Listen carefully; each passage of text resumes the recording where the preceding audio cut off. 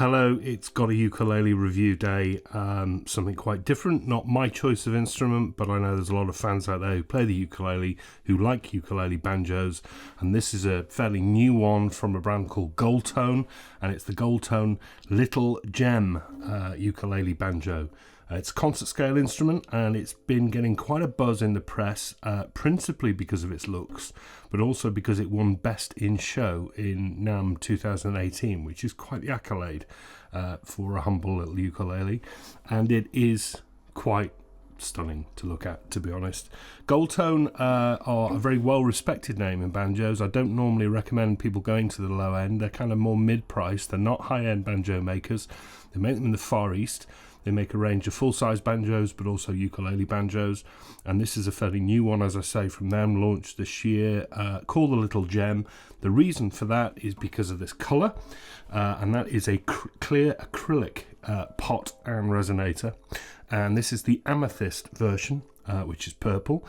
They do a ruby version, which is red. They do a sapphire version, which is blue, and a diamond version, which is white, hence the gem, Little Gem. And it is quite the looker. So we have a plastic acrylic clear purple, in this case, pot with a resonator which is removable, which is good because you can get inside to put a sponge in there to change overtones and calm it down a little bit, fitted with a totally clear plastic top on the head, fitted onto a tension hoop, 12 tension rings in standard banjo fashion, tailpiece standard banjo, three-footed maple bridge that you set yourself there with a ebony top, again very standard banjo.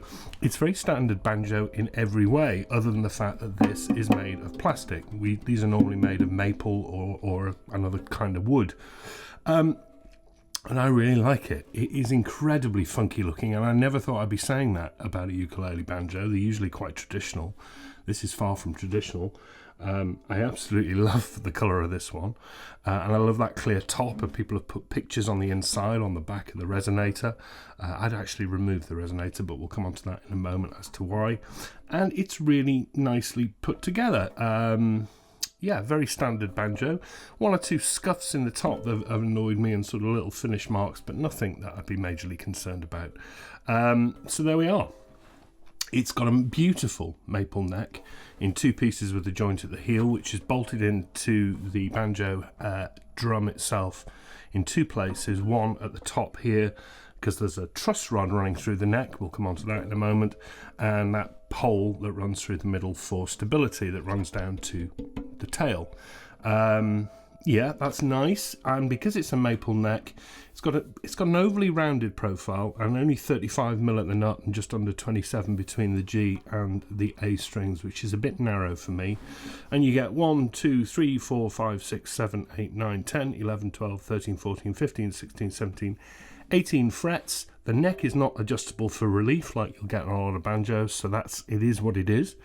But I do like those frets are set straight into the maple. I love maple fingerboards. It's edge bound with black ABS, which I think looks a little bit stark against the pale. I think that would look nicer if it was cream. And you get outward position markers at 5, 7, 10, 12, 15 and 17. That's a star. And you get white dots in the ABS on the side. Everything I would like to see. Past that plastic nut, I think, and the setup on this is okay. You get this little cover up here that's hiding the bolt for the truss rod adjustment, which adjusts the relief of the neck, not the action, as people wrongly forever say. It's nothing to do with action, it's to do with relief.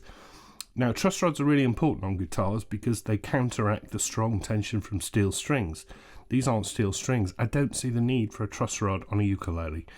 There we are. Traditional looking headstock, looks very reminiscent of the Deering. Goldtone logo, laser etched, looks a bit lost on that. The tuners, I'd rather have seen friction pegs. These are generic seal chrome gears. They are, they're not the best. They're kind of uneven in tension, but they work and they hold tension like all gears do.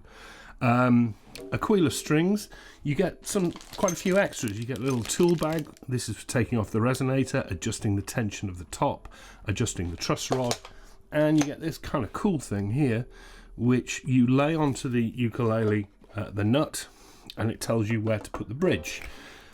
you know, that's a nice feature, but actually it's not really that hard to use a tape measure to measure from the nut to the 12th and then make sure the bridge is the same distance from the 12th, because that's how you set it.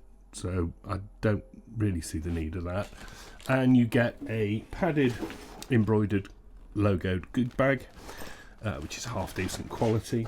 But what's the real killer here is the price of these are about £160 in the UK. That's really, really cheap for a ukulele banjo. And I normally say spend quite a bit more if you're buying a uke banjo, because cheaper ones tend to rattle and sound a bit echoey and not very nice.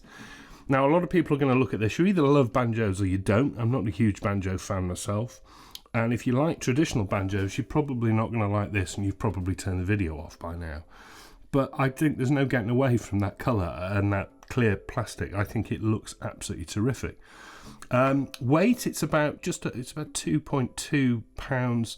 That's quite a bit heavier than the Duke 10.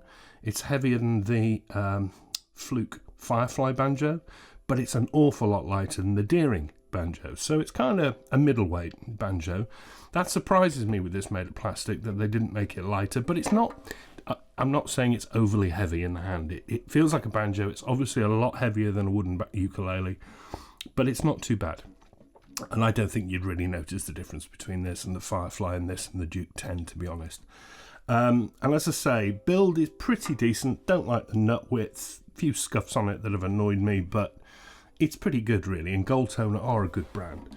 I'm glad you can take that resonator off, as I say, because quite often on cheaper banjos and even on expensive banjos, you get these overtones, ghost notes when you play, which sound a bit echoey.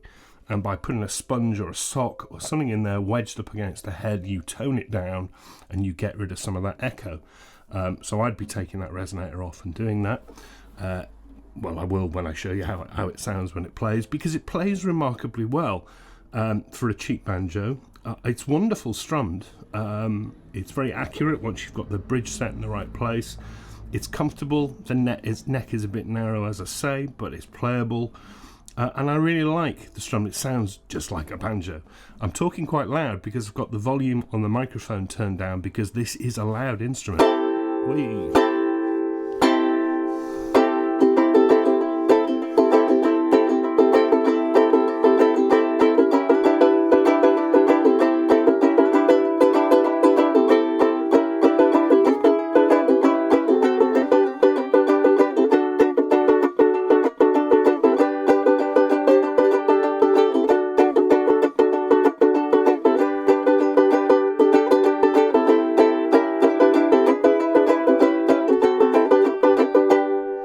It's getting a bit muddy. The sustain's not great, but it's a banjo. That's not what banjos do. They're all about punch. They're all about attack. But some of those notes are sort of blurring. It's not the cleanest tone, but it's not bad at all. Picked, I don't like it so much, and it certainly needs something in there to sort of tone it down.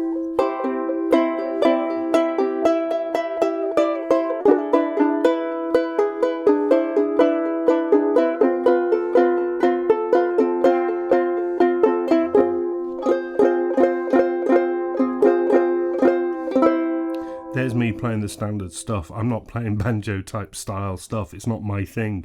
So I can't really help you there, but it would probably sound better if you played proper claw hammer or old-timey good time stuff.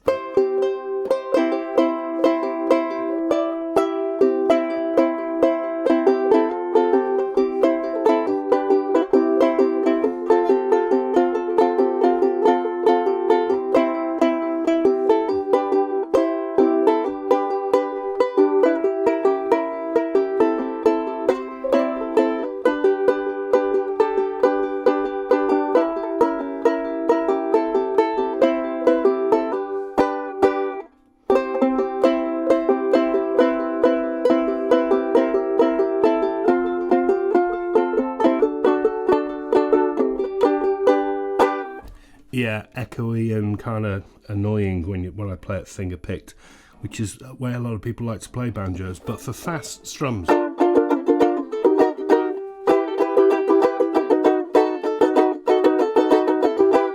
it's a lot of fun. I really like this, actually. It's not without its little flaws, but it is only about 160 quid. The looks are absolutely killer.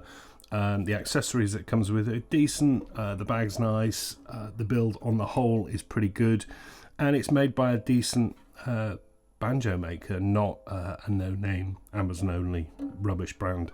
The gold tone, little gem, not quite the stellar diamond that it claims to be, but it's really not bad actually. And you know, if you're banjo curious or you wanting to be Phil Dolman for the day and don't want to spend a lot of money on a banjo, this is probably well worth a look. It's up there really with the Duke and the Firefly, and it's going to cost you a lot less, and it's not a huge serious amount of money, and you're getting these looks. I really like that. Gold tone, little gem, concert scale ukulele banjo, available now, and I think these are proving quite popular, and I can understand why really. Not a bad instrument at all. Back next week. See you very soon. Bye bye.